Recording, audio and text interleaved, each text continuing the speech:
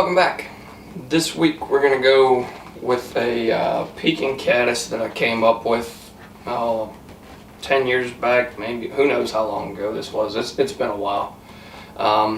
It's a very simple, quick pattern, really easy to tie, but certain times of the year, especially back in Pennsylvania, you know, even out here in the West, when you start getting the Grams, the Mother's Day caddis, whatever it is, any case building caddis, as they're starting to get active coming out from the rocks and starting to emerge and everything, this pattern is just hands down one of the best that I've fished. And like I said, it's a quick and easy tie, so you don't feel bad when you lose 1 or 10 of them, however many it is. But we'll go ahead and get going on this one. To start, I have a Daiichi 1160 in the vise. Make sure I'm centered up there. I've got a Daiichi 1160. This is on a size 14 that I have in the vise here, and then I'm just going to take, it's a 7/64 brass bead in black nickel, and I'm going to take a couple of wraps of 15 thousandths wire just to secure my bead. And half a dozen to 10 wraps, whatever it may be. Just like I said, this is just for security of the bead, nothing else really. And we'll get that off, and then shove that down onto the bead, and then I'm going to start my thread right behind it and then cover a couple of these up. I'm using white thread today because I'm out of black, and I'll just touch it up at the end. But we're going to take this, we're going to take our thread, and I got to continue to watch the monitor, make sure that I'm staying in focus there because it was going off on me a little bit. But I want my thread to be hanging right behind where the barb of the hook starts its ascent. So that's where my body is going to start. And then what I'm going to do is take some just 5mm, or this is just 5X Tippett, and make sure I get enough of this. You can use whatever you want really. I just prefer it to be clear, so this is what I use, is the 5X.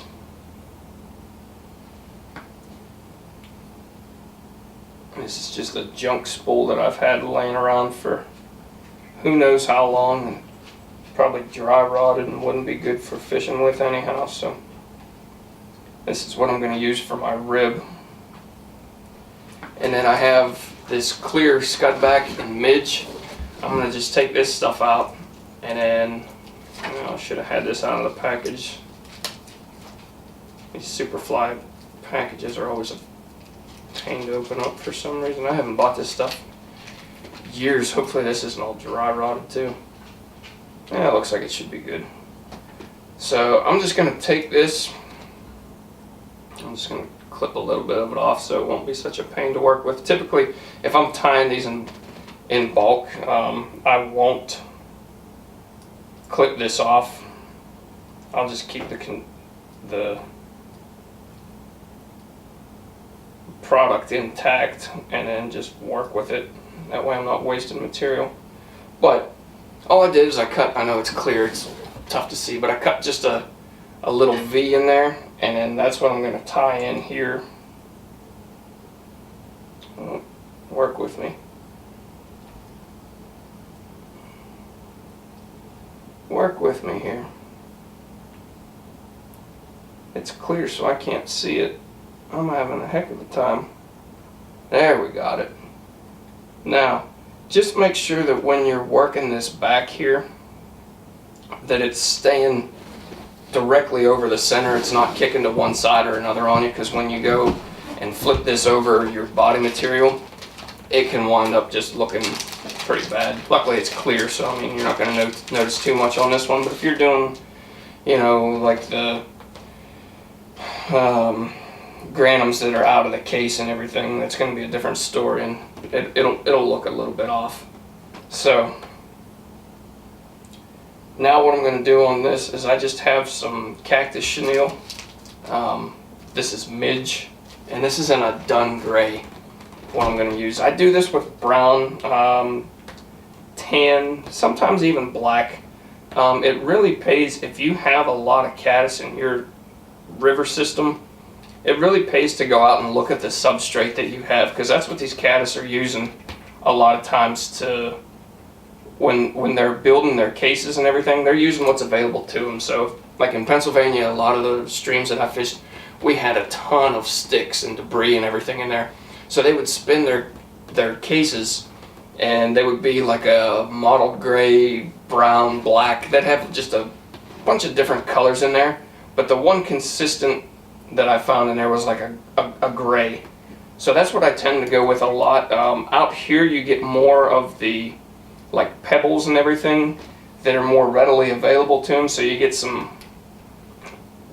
a lot of different colors in that. So I probably wouldn't go with gray. I'd probably go with a brown black mix. But like I said, just go out and take some time and see what the main substrate is in your system, and then go from there. I'm going to give this just a couple of extra wraps just to give a little bit of a taper. I normally don't like tapers on caddis, and this is actually kind of ass backwards as to how it would normally be. I don't know, I mean, it's, I was thinking of a different pattern that I have. But typically when you look at the cases, they'll be more slender in the back, and then they'll kind of wedge out a little bit in the front, and then the head will be peeking out the front. So I was thinking of a different one, but I was mistaken. So this is actually correct, believe it or not. It's been a while since I've tied this pattern. But next we're going to go with, this is just a fluorescent chartreuse, same thing. This is in a Midge cactus. Just going to peel the material back to where I just have the cotton that I'm tying in. Reduces the bumps, and it also makes it a little bit more secure when you tie this in. And then same thing, I'm going to take this, and this one I'm going to go right up to the eye, or right up to the bead, I should say. I'm going to leave just a little bit of space because I still have my mono and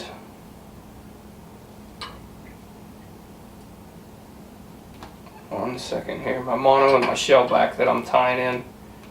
So, and you could do this all with dubbing if you want, really. I mean, I like this Cactus Chenille. It has a little bit of a sparkle to it.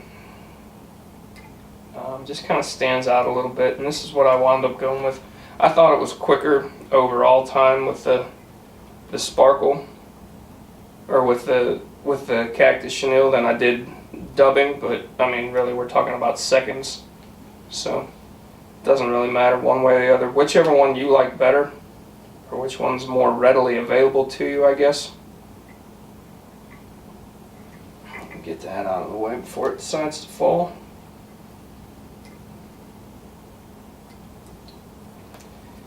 And because I'm tying on an 1160 here, I'm just going to throw a half hitch in.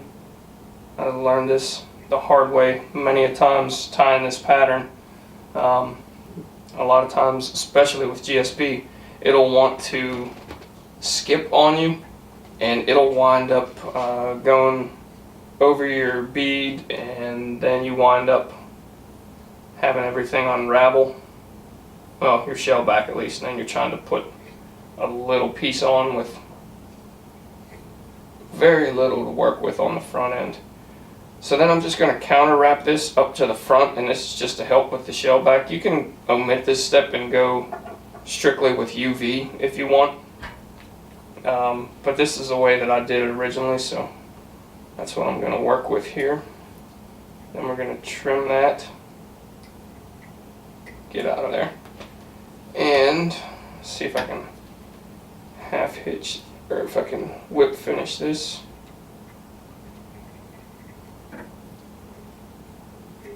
Get a, yeah, that'll do it.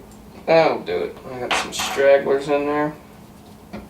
Now the last thing that I'm going to do on this, because I was tying with white thread, is I'm just going to take this black and I'm going to touch up, not the broadside. I'm just going to touch up my thread just slightly. It's not going to be a huge difference, but you don't want that white sticking through there if you're showing this fly to your buddy. So there we go. Clean that up a little bit.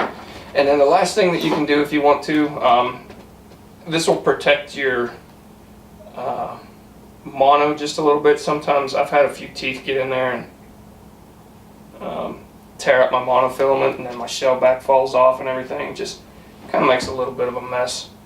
But just going to throw some UV right over top of that. Touch this with a torch real quick.